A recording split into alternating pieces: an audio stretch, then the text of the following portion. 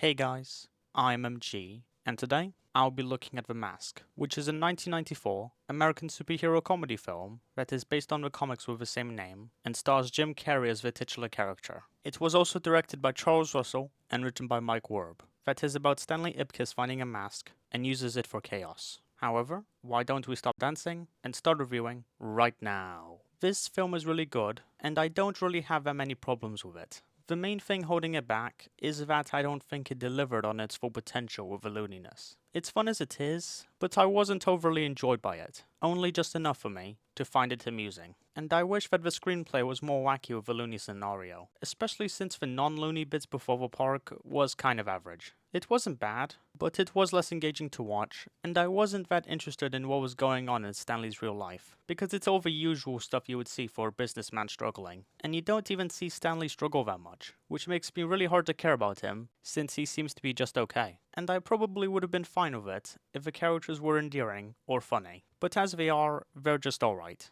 I like the romance between Stanley and Tina, who have solid enough chemistry for me to be mildly invested in their romance. And both Jim Carrey and Cameron Diaz were decent as well. Not the best work, especially Carrey, who has been better in other films, but their performances were good enough. And the main villain was not half bad. A bit unmemorable, and he doesn't do that many evil things, which is disappointing. But his mask design was cool, the acting was fine, and I felt the weight of his motivation to blow up the club. The two cops were kind of funny, and I enjoyed their bickering, but they're not really anything special in my opinion. However, my favorite character was Milo. His bond with Stanley is really sweet and hilarious. When he has the mask, it was the funniest and scariest thing ever, and I love how he just got dragged into the plot by Stanley. And he actually helped save the day, which fulfills his purpose as a character.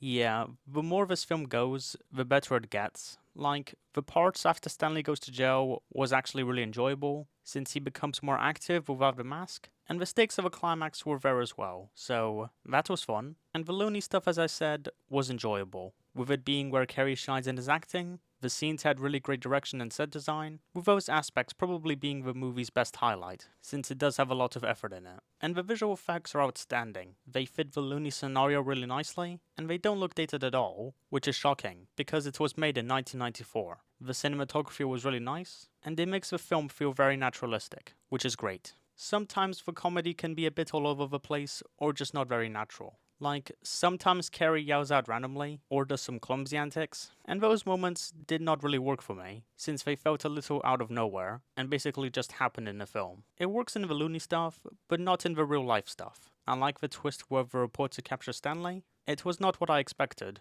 and doesn't feel out of place, so that's good. The music is kind of forgettable. I mean, the songs are fun, especially the one with a maraca, which was probably my favorite scene in the whole film, but the music itself wasn't anything outstanding. And yeah, I don't really know what else to say. This film was only good, nothing amazing, and the plot isn't as crazy as it could have been, which is mainly why this film isn't great. But it was still an enjoyable experience, and I liked it for what it was. So, I would recommend watching it, even if it's nothing substantial. 7.4 out of 10. Goodbye everyone, and thank you for watching. Bye!